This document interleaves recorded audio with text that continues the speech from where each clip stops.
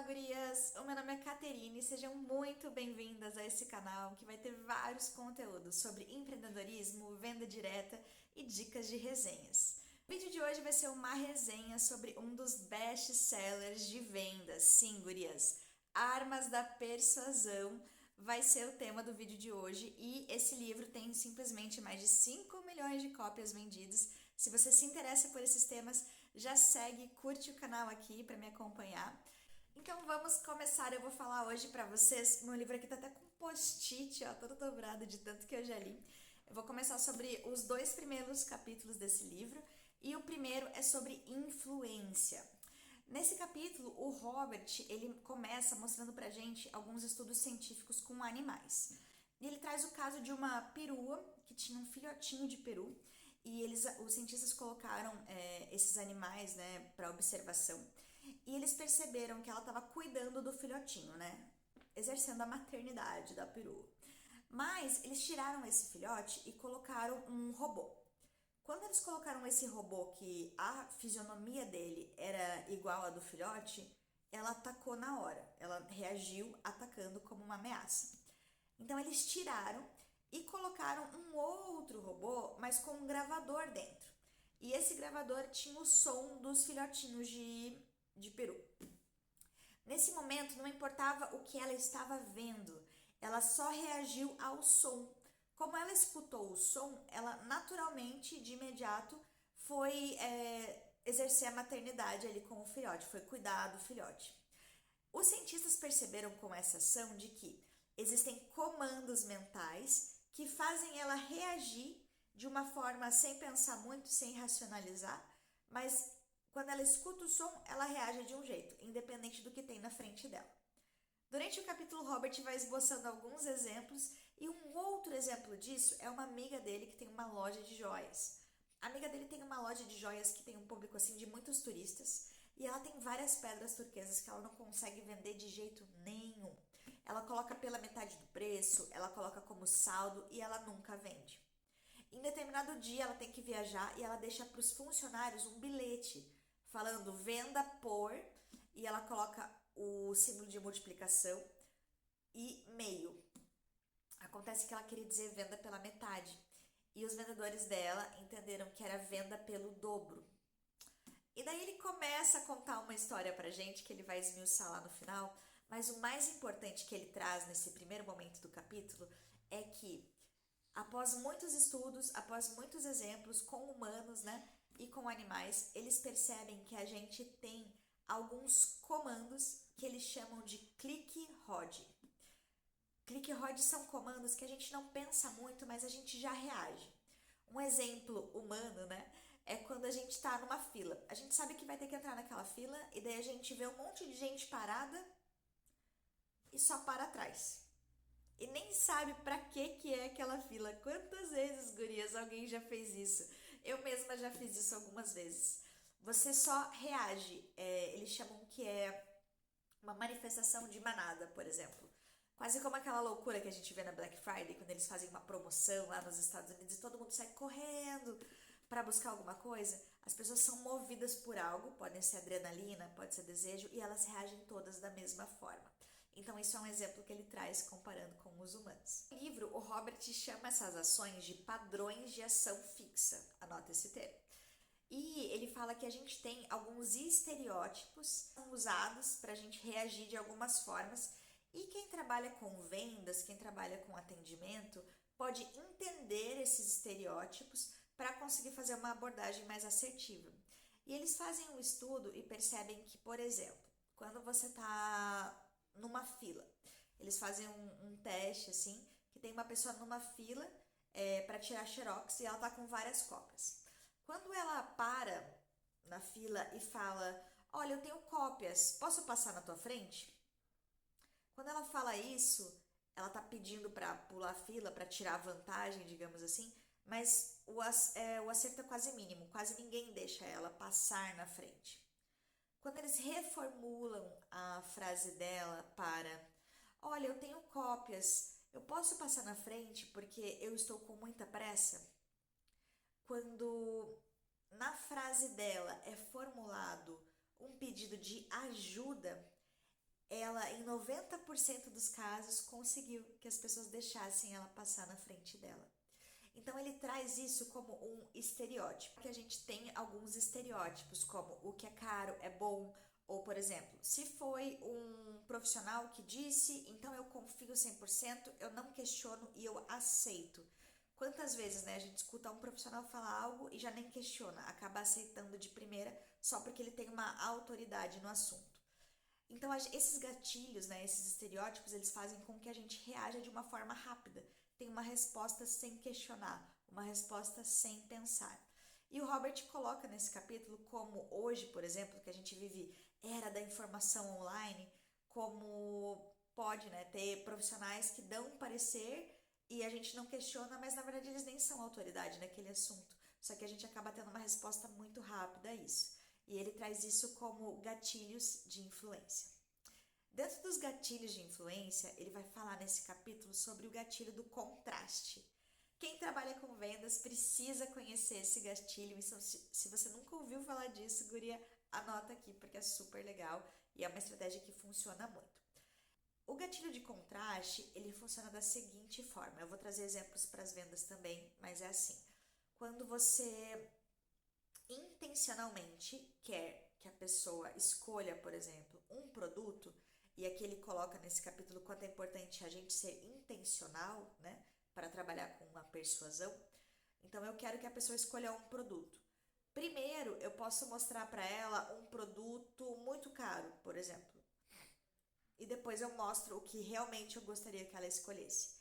Porque em comparação com o primeiro produto que eu mostrei, que tem um valor muito alto, aquele produto ele vai ser o produto ideal para ela. Ela vai ver, nossa, realmente vale a pena, o valor é menor, as características são tão boas quanto, então isso é o melhor para mim. O Robert dá o exemplo nesse capítulo dos corretores imobiliários, que eles trabalham muito o gatilho do contraste, e aqui ele cita como exemplo de que um corretor pode mostrar uma ou duas casas que não estão muito no perfil do cliente, ou com valores muito altos, ou que não tem, por exemplo, 3 quartos, a tipologia, né, que o cliente quer. Depois ele mostra uma casa que tem a tipologia ou que tem o valor. Quando o cliente vem tendo ali essa experiência que ele, mas não era bem isso que eu queria, ainda não estou conseguindo. Mas ele está vendo que o corretor está se dispondo a ajudá-lo, né? Ele está tentando encontrar os imóveis. E dele fala, olha, eu acho que agora eu encontrei o imóvel perfeito para você. E mostra essa opção vai parecer muito mais maravilhosa até do que ela já é. Ela vai fazer o cliente perceber, né, todas as potencialidades dessa escolha, porque ele tem uma comparação.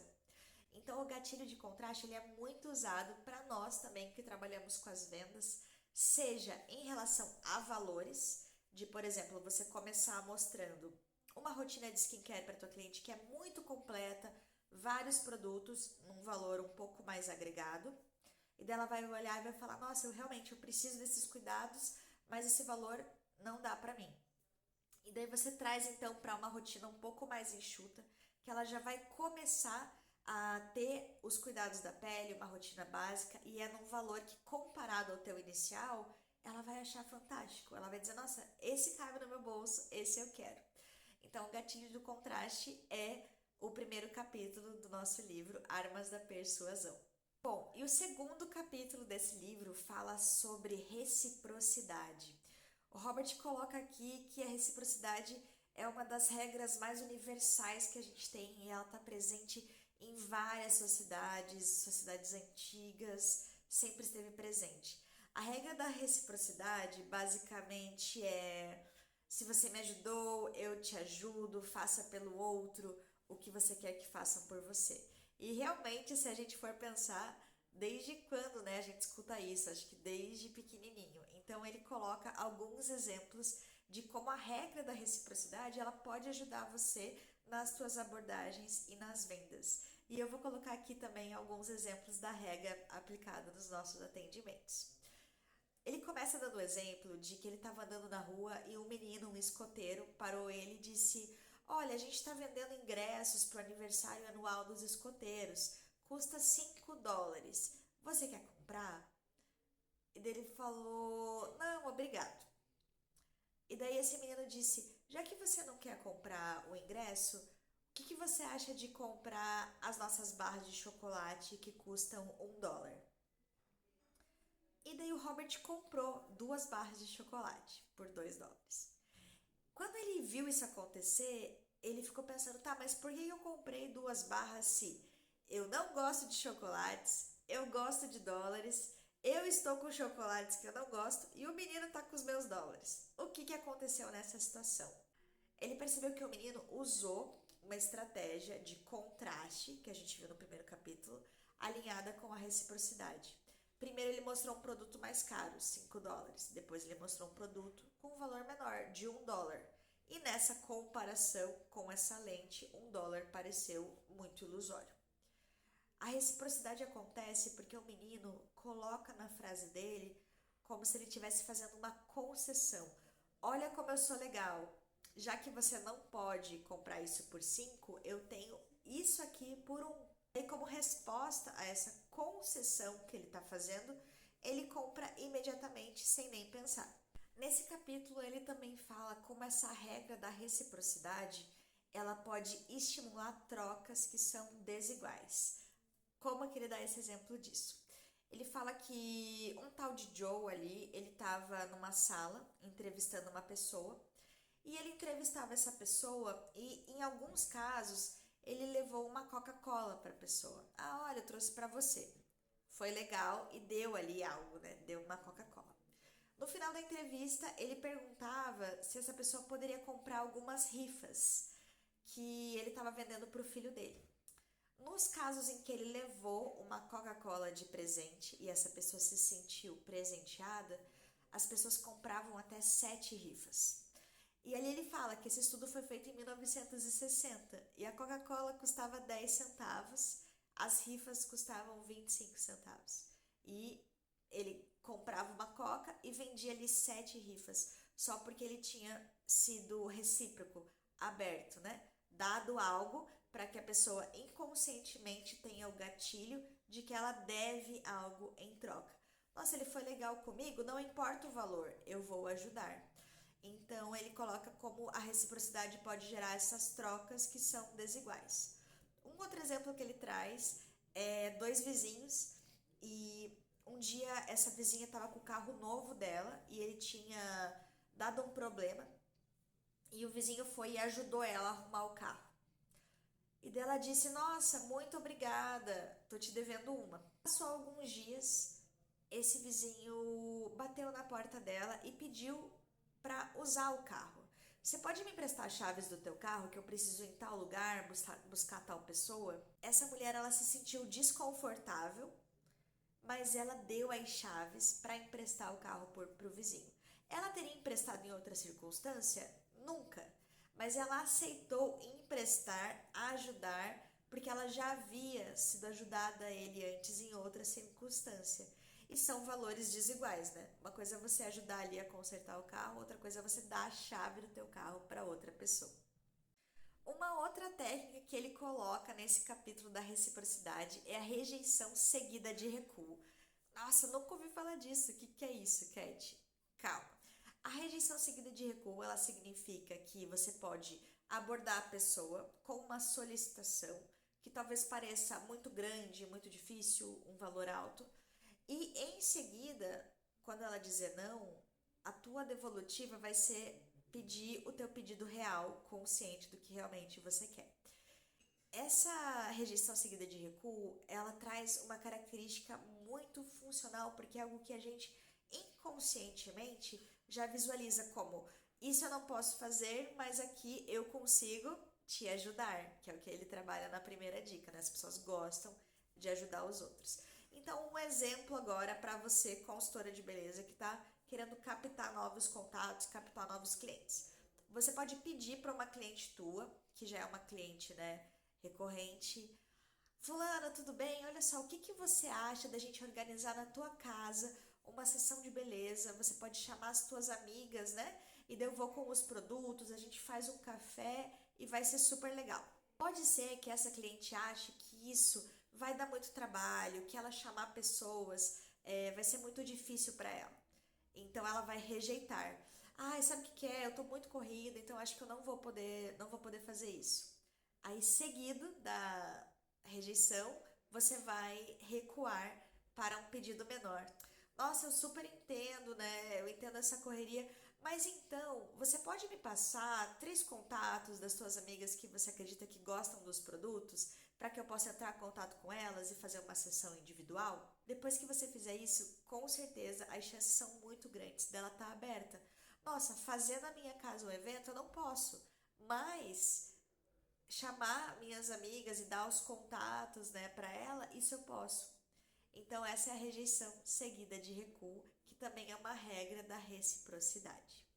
E por último, para fechar esse capítulo da reciprocidade, o Robert fala uma coisa que eu adoro, que é a gente está consciente das técnicas de persuasão, mas acima de tudo entender que somos humanos, né? E que não é sobre manipular, mas é sobre você estar consciente das suas ações. Ele coloca aqui que, acima de tudo, é muito importante a gente agir de bom grado, tratar as pessoas bem, ser solícito, sem esperar nada em troca.